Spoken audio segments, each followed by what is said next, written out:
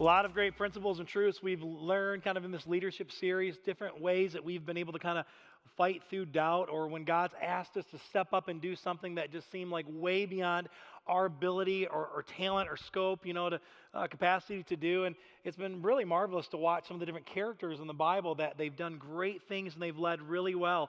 But the thing that we believe is that these principles and these truths, they're timeless. They're not just for them, they're for now too. So as we get ready to press in today on what it means to be a faithful leader, because this is a big deal.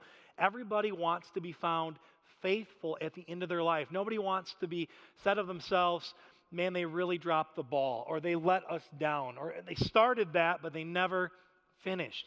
And everybody wants the opposite. The greatest accolade, the greatest attribute that could be given to you is they said, you are a faithful person. We can put our full trust in you. You're responsible. You're capable of following through.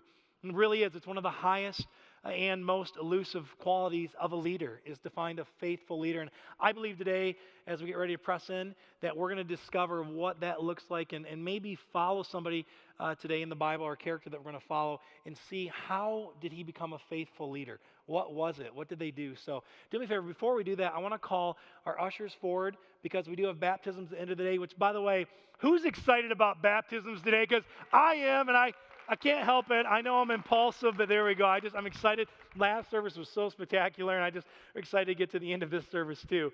But before we do that, we just want to tell you, thank you. If you're faithful here in giving and you're generous, thank you so much, because you are, again, you're not just giving to a building. You're not just giving to a program. You're giving into people's lives that are being changed just like today. So let me just pray in this moment for us. God, thank you so much for being faithful, really, Jesus, when we're not. And God, what I love about you is that you love us even when we're unfaithful. You see the very best in us when we see the worst. So Jesus, show up in this service again today. We want you here to reveal to us how to be faithful. In your name, amen. So as the ushers are taking the offering, I came across a story this week. It was pretty incredible. It inspired me. Have you ever just caught little stories? Have you ever been scrolling on Facebook and you find yourself 5 minutes, 10 minutes, and an hour and 15 minutes?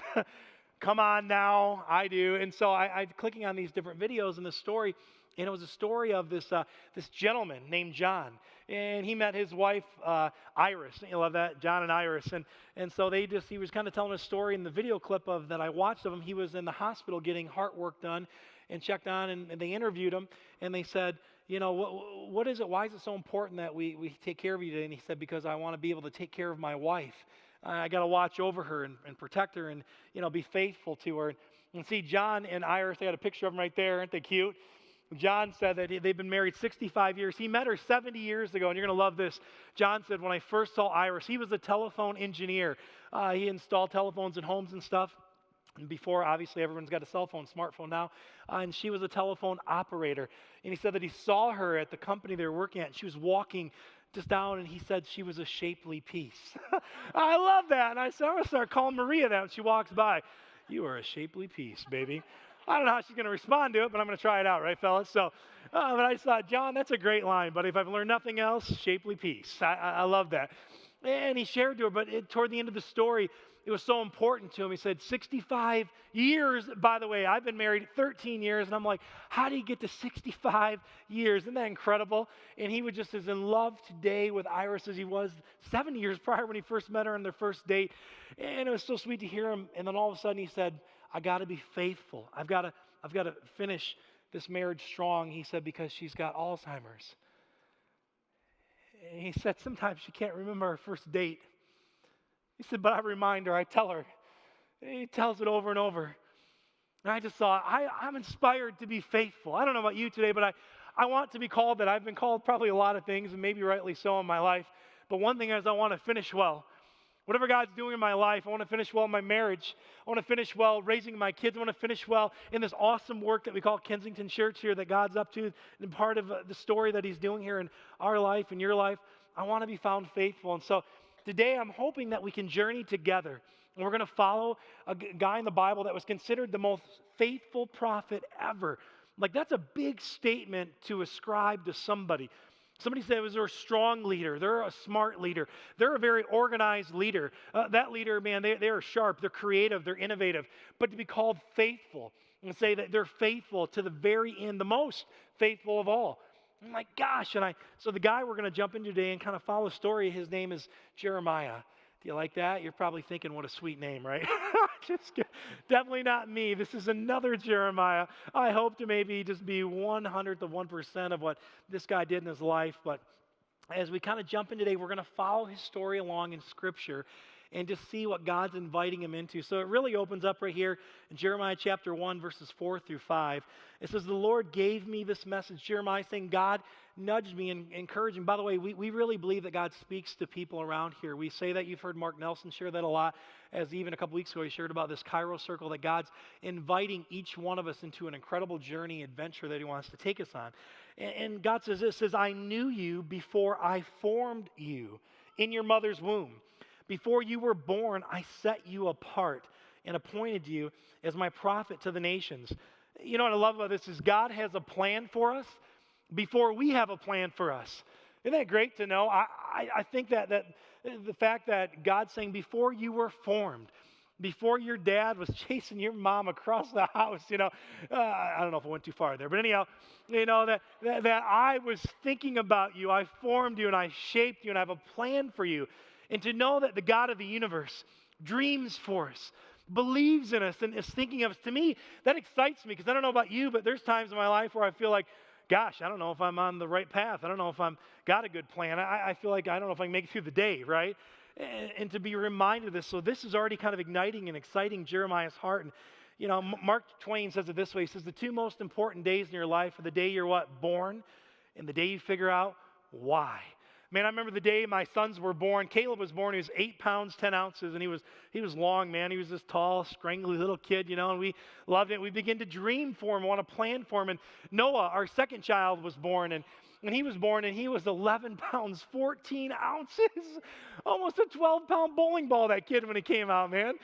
God's got big plans for you, literally, And then Isaac came, our third one, and he was just a little over 10 pounds, and I'm like, geez, what is going on here? But we dreamed for him. We took him to Disney World a couple weeks ago, and we were just having a blast there, and we were trying to make these plans. I think parents, they like to make plans for their kids. Same way God was trying to make a cool plan for Jeremiah here. And so we want to take him to all these rides. We're like, what about Space Mountain? We're at the Magic Kingdom. This is where the magic happens, the happiest place on earth. It should be tagline, the most expensive place on earth. But anyhow, it's a very different time. That's for our bank series, by the way. Come back, And so we're sitting there, and we're like, they go, no, we want to go to It's a Small World. I'm like, what?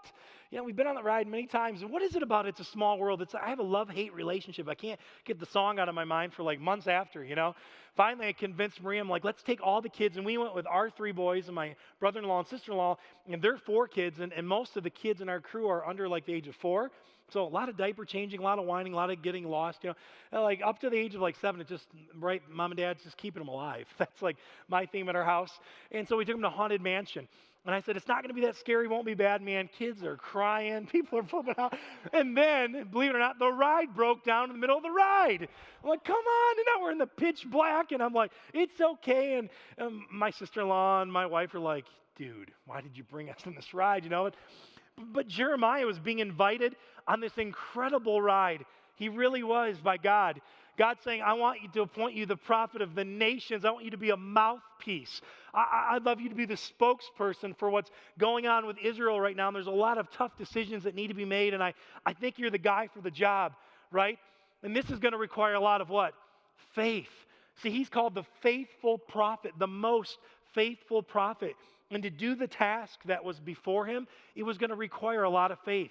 So I think for all of us in here that when we're given, whether it's a new job promotion or we enter a new relationship or we take on a house that might be bigger than we thought we could afford or whatever it is in our life, right? That we're sitting there thinking, do I have what it takes to be committed to this project? Can I follow through? We all hope, and we honestly start well, but a lot of us, we could finish poorly. And so as we follow Jeremiah's story, look at his first response. He says, "O sovereign Lord, I said I can't speak for you. I'm too young." The Lord replied, he said, "Don't say I'm too young, and don't be afraid of the people. For I will be with you, and I will protect you. I, the Lord, have spoken." God's sitting there saying, he's like, no, I'll be with you. But Jeremiah is like afraid. See, I believe in our lives that great faith is required. It's like the protagonist in our story. It's the hero of our story, needing the faith, wanting to take risk. We don't look at people and say, man, they're amazing. They are so conservative and they take everything really slow around the curves. No, you want to go flying around the curves and take risk, right? I know I do, and I believe we do. All of us do. There's a part of us that wants to live that way. And it requires us to be faithful and committed and trustworthy and able to follow through. But Jeremiah responds with fear, this antagonist feeling, saying you're not going to be able to do it. You're the wrong guy for the job. And I just want to share this with you today too, that God wasn't just speaking to Jeremiah here. His scripture is speaking to us today, we believe. He's saying to you that I knew you before I formed you in your mother's womb. I have great plans for you. Well, when Mark and I and others get up here and share that God's inviting us on an adventure, we're not kidding. God's inviting you on an incredible adventure, and if you look at your life and you survey it at this moment and say it's kind of mediocre, it's kind of this or whatever, I'm telling you, God wants to take you to great places. He wants to even meet you in the valleys you are right now and do something wild in your life. And so God responds again. He says, get up and prepare for action. He says, we're doing this. Jeremiah, you're going to be the most faithful prophet ever, talked about for generations to come, even spoke about at Kensington, Clarkston Church on a Sunday morning. Jeremiah had no idea the impact his life was going to make. He says, go out and tell them everything I tell you to say. Do not be afraid of them. Here comes that fear again. God's like, push back fear. Listen to what God tells Jeremiah, and I really believe what he wants to speak in our life too. When we're afraid and when we doubt and when we second guess ourselves and we feel like I'm not able to do this, he says, for see, today I have made you strong, like a fortified city that cannot be captured. He says, he equates it even that, Jeremiah, I'm going to make you like an iron pillar or a bronze wall. You will stand against the whole land, the kings, officials, priests, and people of Judah. They will fight you, but they will fail, for I am with you. And I will take care of you. I think that's unbelievable that God is saying all this to Jeremiah, but he's got fear. See, when it comes down to it, right? Like nobody gets to, I'm getting ready to do a wedding in a couple weeks, and I've got weddings booked beyond that, and nobody gets to the altar, and they're not full of fear. They're full of faith in those moments. I mean, sometimes they're a little afraid, but they're thinking, they're going to say, I do. And this is going to be great. My dreams are going to come true, and they're thinking that. And at the same time, they got to realize that marriage gets hard a couple of years into it, right? Man, sometimes that new job promotion you got, that's more difficult. Maybe it was you bit off more than you can chew. That business you started, that was harder than you thought it was going to be. That's cost you more than you had ever realized, right? Something you're in the middle of right now is it's pulling from you. It's calling more out of you than you maybe can give. And Jesus is speaking life into us. God is saying, Jeremiah, I know you feel weak. I know you feel like you can't do this. And you know what? That's true on your own. He's saying, but I'm going to be with you. See, when God speaks identity into our life, he speaks the truth of who we really are with him. And it's what he's doing with Jeremiah here. And so I think when I get to this part in the story, I'm like, well, no wonder he's the most faithful prophet ever. God's going to be with him. It's crazy. God knew him before he was formed, appointed him to this great, awesome ambassador to the nation of Israel. You know, they're in trouble. Jeremiah's going to be their hero and their rescuer. And great things are going to happen. It's going to be unbelievable, right? Well, things couldn't have gone more sideways or wrong. Have things ever in your life gone not like you thought they were going to go? You planned out, right? You planned out and it went sideways. Man, you expected this in a relationship and it went upside down on you. And you planned you were going to save this much money and do this, and you might have lost your job. Seriously, right? You bought that house and you thought it was going to be incredible and it's going to increase in value, and the market tanked and you lost everything. I mean, well, a lot of us have these stories and threads, and Jeremiah goes through the same thing. He goes out and for decades he's preaching and sharing this vision that he knew God gave to him, and people are rejecting him. They're pushing him back. His own people are saying, we don't want to hear it. We're doing our own thing. Get away. They tried to imprison him. They even tried to kill him. They even threw him in a well one time. He got stuck in this well for days, and they had to get 30 men had to throw ropes down and pull him out of the mud. I mean, this is what he's going through in these moments. And I don't know about you, but I feel like Jeremiah in this moment, like he feels like a failure. See, every leader faces discouragement, even to the point where we can lose our faith. And I'm in this part of the story, and I'm like, well, we're here to learn how to be faithful today. We want to be able to complete the task that has been given to us. We want to be able to follow through, right? And I look at this part of his story, we're in the middle of it, and we're like, he doesn't seem like he's going to follow through. He doesn't seem like he's going to be able to finish this great thing that God's asked him to do. He's the opposite. He's upside down. And I don't know about you, but I felt like that plenty of times in my life, even leading my family. Like even on this vacation, I thought, I'm going to lead our family. We're going to have a great time at Disney, and we're going to go to Fort Myers Beach, and it's been incredible, And so we decided when we got from Disney to Fort Myers, we went over to have dinner. And we're like, man, what should we do? We got 7 kids, most of under the age of 4. Let's go to a crowded restaurant with 7 kids. Sound like a good idea? Bad idea, but why did we try it anyhow every single time, right? We never learned from our own life lessons. And so we go there, and we found this place called the Salty Crab, and they had picnic tables on the beach there. And I'm like, great, this is a great place to bring the kids, and we can take them there. And so they're kind of being crazy and stuff. And Isaac, for some reason, my 3-year-old has been throwing things. And whatever you give him, he throws it. And we're like, don't throw it. You know what he tells me? No. And I'm like, don't tell me no. No. I'm like, if you tell me no again, he's like, no. And I'm like, I have my biggest heated moments with a 3-year-old. I don't know what that says about me. And so I'm sitting there, and finally I told Maria, I go, babe, we got to get these kids on the beach out of this restaurant. It's chaos. Have you ever been on the cusp of chaos with your kids? If you haven't, you will. So, yeah, there we go. I love this because Brian and Julie, you guys got 2 sets of twin boys, and then an older boy. They got 5 boys. I guess I can't complain to you guys, can I? I only got 3 boys. It's not going to work. So Isaac's there, and he folds this little tray up of like, and he's got all the sand in it. And I'm taking him out, and I see it, and I say, don't you throw that. Don't you throw that sand. He's got this little tray. We walk by these 2 older gentlemen. You know what he does? He throws the whole plate of sand. I mean, all over them.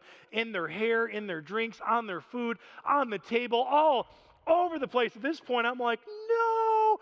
I'm like, get out of there. I look at Maria. I'm like, oh, have you ever talked like that where you're talking, but you're through your teeth the whole time? And, and you're trying to be discreet, but you look like a maniac that's stressed out. I don't know why you're trying to be discreet. Everybody knows you're stressed, and your kid just threw sand all over 2 old gentlemen trying to eat. And so we took a picture right there. Maria did that. I tried to buy him dinner, and I'm wiping sand off of his head and his shoulders. And I'm like, I am so sorry. And I am like about to lose it, man. And finally get on the beach, and Maria comes out, and she's like, so her and her mom and dad and her sister-in-law, me and Joe got all the kids on the beach, and they're eating dinner, and they're like, that wasn't that bad. I'm like, not that bad. It wasn't that good, that's for sure. Did you not see what happened? You ever get like that where your people don't understand how upset you are, so you got to re-explain to them how upset you are, and you're sharing the story, and they're just, and I lost it. She goes, you mad? I'm like, you bet I'm mad. I'm aggravated. This was supposed to be an amazing vacation, and da-da-da-da. I rip off in the stroller. I'm like, Father of the Year moment. You know what I mean? I'm off in the stroller with Isaac, and he looks up and he goes, where'd Mom go? I'm like, hopefully far behind us because she's probably going to kill Dad right now, bud. And I'm looking, I'm like, this is kind of your fault for throwing the sand. And I just sit there, and I stop probably 100 yards down the beach. I'm like, what am I doing? I'm storming off. Here we are on vacation. But we had people actually be so generous to us and help us send us on part of this vacation. And here I'm complaining. I'm not even the one that got the sand thrown on me. And I'm sitting there, and I feel like I'm just a failure as a dad right now and as a husband. That's how I felt. I really did. I had to go back, literally. You ever do this? You have to go back and apologize. And there's no easy way around it. You're like, I pretty much was an idiot, And I feel like Jeremiah must have thought, I'm a failure. God, how did you pick me? Maybe you've lost your faith in others, right? You entered a relationship that you thought was going to bring you great joy and happiness, and that person's letting you down right now. They're not holding up their end of the bargain. They said they're going to quit, and they haven't quit. They said they're going to get help and get change, and they're not. Or maybe you've strived so hard at your job and at work right now, and you honestly, I believe you probably deserve that promotion. There's no doubt about it. You've been putting in the late hours and the time and the energy and everything, and you deserve that, and your boss has seen that, but he picked somebody else over, maybe even a relative.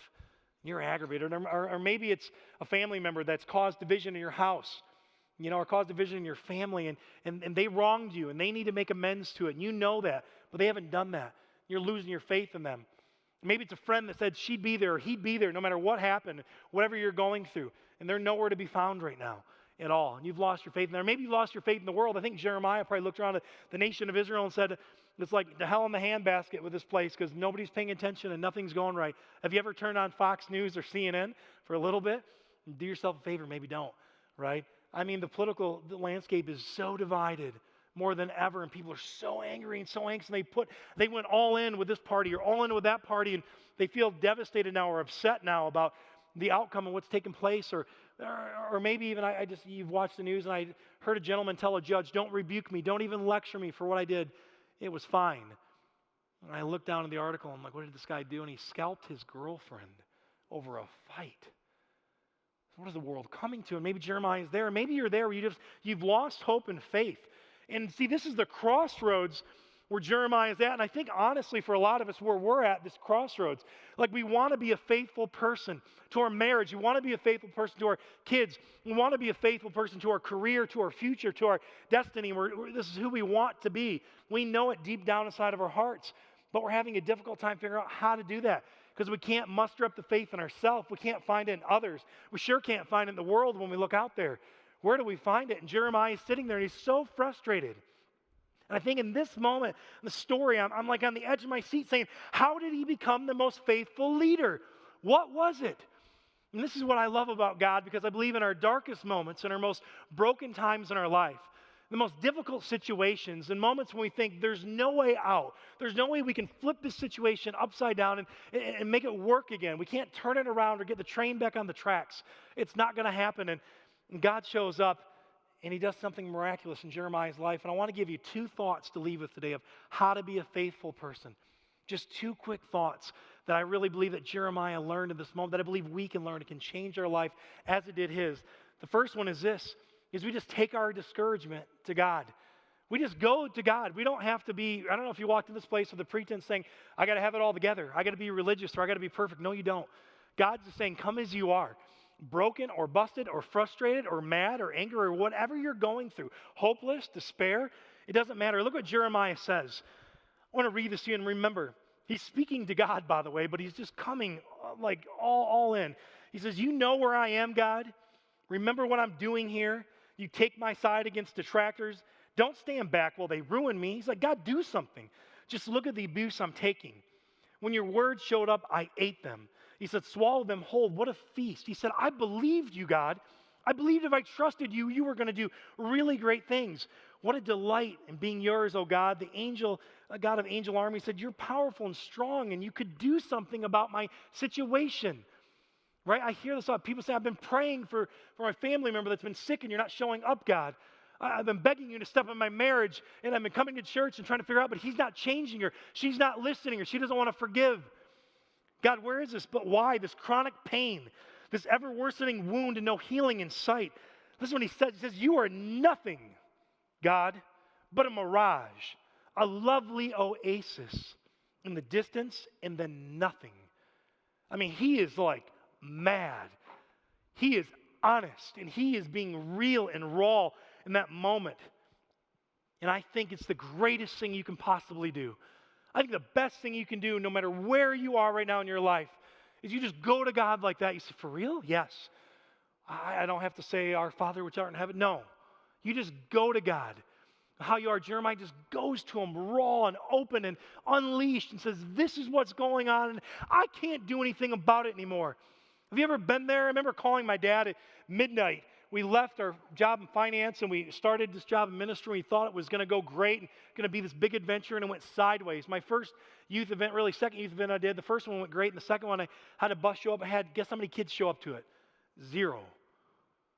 Man, I moved us in this little apartment, Independence Apartments down in Dixie Highway right there, in this 1-bedroom apartment, tried to sell it like it was awesome to Maria until I realized we had a baby screaming in our room all night, and things weren't going good with us in that moment either. And I remember calling my dad at midnight. I said, I've never failed at a job like this, Dad. I'm failing at my marriage. And he just goes, you got to go to God.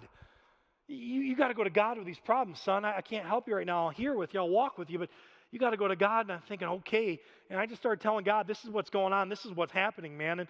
And I just think, well, what happens when we go to God with our discouragement? This is what happens. The second thing, we discover his faithfulness. Jeremiah discovered his faithfulness in God. When you take your discouragement to God, you actually discover in that moment that God is faithful to you. Look what he says. He says, this is how the Lord responds. He says, if you return to me, he's almost like, I'm so glad you've shared this with me, Jeremiah. I'm glad that this is happening because I can be dependent on it. He says, if you return to me, I will restore you. I don't know where you are in your marriage or your life or just your walk right now or whatever your next steps are in life, or maybe you're looking for a college, or maybe you're looking for that next relationship and you feel broken. God says, I will restore you so you can continue to serve me. What's that mean? So you can continue to dream big with me, so we can go do great things in this world together. Because remember, God knew you before he formed you in the womb. He's appointed you to do great things. He says they will fight against you like an attacking army. Let me tell you, life will hit hard and it doesn't quit sometimes, does it? But God says, but I will make you secure as a fortified wall of bronze. They will not conquer you. God's like, I am with you to protect and rescue you. The Lord, I have spoken. See, faithfulness, Jeremiah discovers, how is he the most faithful prophet ever? Because it wasn't found in himself. It wasn't found in others. It wasn't found in the nation Israel and the world. It was found in the faithful God. Isn't this amazing to know that of all these steps, we find our faithfulness in the faithfulness of God? It's so crazy. The next week, and I had gone to God in that moment. I'm like, God, what are you doing? You've asked me to quit my job and do ministry, and no kids show up. And the next week, only 3 kids showed up. Troy Stillwell, Tyler Stillwell, his brother, and his other brother, Paris. And they showed up, and they're awesome. They're just little 6th grade boys, man. And they played basketball, and they brought more friends and more friends. And guess what? 3 years later, we had 300 students hanging out. And it started with these 3 guys, man. And they were awesome. I remember that Troy, just like today, like he got baptized at a camp, and we watched Jesus transform his life, and he found faithfulness in a faithful God because he came from a rough background. I'm telling you, this past Sunday, Troy passed away from a heart problem. He was 20 years old. I just thought to myself, so broken. I said, God, I'm so thankful I picked up those 3 little boys and I got to see them. God, I'm so thankful that you were faithful to what seemed like a faithless situation they came from. And it reminded me, and it penetrated the very depths of my soul and heart today, that as we watch those who are going to get baptized, that we see that God is so faithful when we have no faith, when we can't muster it up in ourselves, when we can't do it. Jesus says, come to me with your burdens, come to me with your heaviness, and I'll give you rest, and I'll give you peace. He's saying, I can do this in your life. I don't know where you are today, but I'm telling you, you can come to Jesus just as you are, and he'll transform you in ways you can't imagine. How? What do I do? Bring your discouragement to God. And then what? Discover that you can be found faithful by putting your trust in what? The faithful God. That's what's so beautiful about the gospel. Jesus does amazing things in our lives. He can, but what does it require first? Just to come to him and be honest. Say, this is what I'm going through. This is where I am. No holds barred. Just like Jeremiah said, do you know where I am? God says, yeah, and I'm going to meet you right there. I'm going to be right in the middle of your marriage. I'm going to be right in the middle of this dream you have. I'm going to be right in the middle of this depression, fighting it off with you. I'm going to be right in the middle of where you feel hopeless. We're going to bring hope. Where you feel pain, I'm going to bring you peace. God's saying, I'm right in the middle of this, right now with you. You take your discouragement to God, and you discover how to be faithful by the faithful one, just by trusting him. See, I'm so excited right now because we get to actually see this in real life. I want to invite you guys up here right now. These are our folks that are going to get baptized today. And we want to encourage you. Last service, there were some people that came up afterwards too that weren't even planning. Isn't this exciting? Do me a favor, give them a big hand as they get ready to come up. Because you get to watch a faithful God work in their lives and create them into faithful people. And so I want to just do me a favor. Who's our first one that's going to come out? I'd love for her to come out, and we'll open up in prayer. Oh, aren't you guys amazing?